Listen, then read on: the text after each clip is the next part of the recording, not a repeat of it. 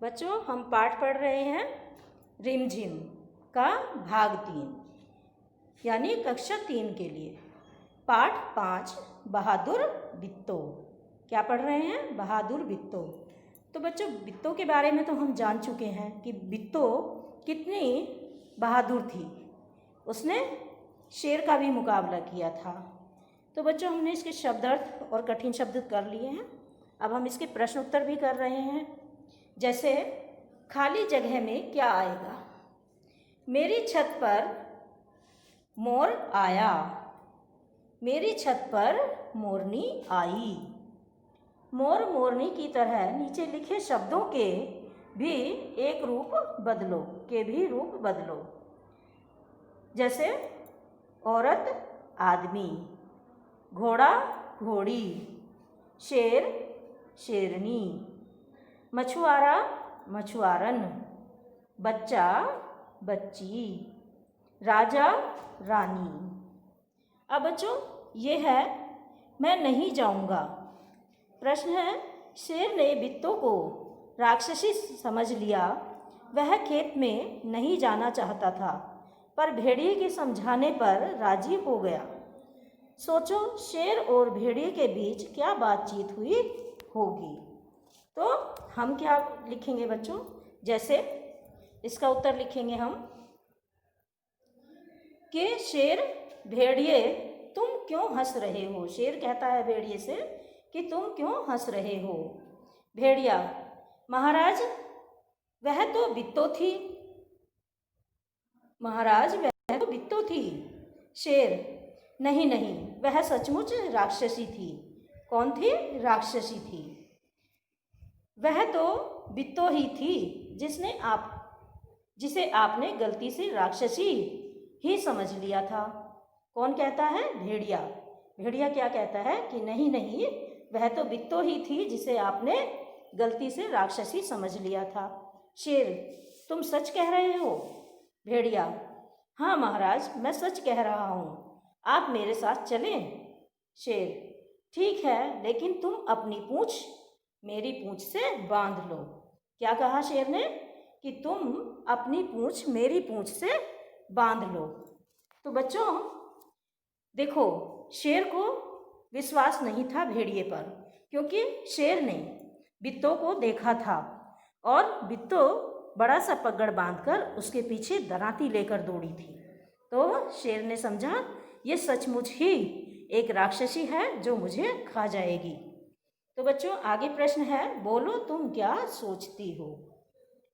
प्रश्न नंबर 1, भेड़िए ने शेर को भोले महाराज क्यों कहा? क्या सचमुच भोला था? शेर भोला था? क्या शेर सचमुच भोला था? उत्तर क्या लिखेंगे हम इसका उत्तर लिखेंगे, शेर ने किसान की पत्नी बित्तो को राक्षसी समझ लिया था, जिस कारण डरकर भाग गया था। उसने उसको राक्षसी समझ लिया था, जिसके कारण कि वह डरकर भाग गया था। भेड़िए ने शेर को इसलिए भोले महाराज कहा। वास्तव में शेर सचमुच भोला था, तभी तो वह स्त्री को राक्षसी समझ बैठा। अब बच्चों, प्रश्न नंबर 2, शेर ने भेड़िए की पूंछ के साथ अपनी पूंछ क्यों बांध ली? भेड़िए ने शेर की पूंछ के साथ अपनी पूंछ क्यों बांध ली? इसका उत्तर है बच्चों, शेर ने भेड़िए की पूंछ के साथ अपनी पूंछ इसलिए बांध ली ताकि भेड़िया उसे फंसाकर खुद न भाग जाए, ताकि भेड़िया उसे फंसाकर और खुद भाग न जाए।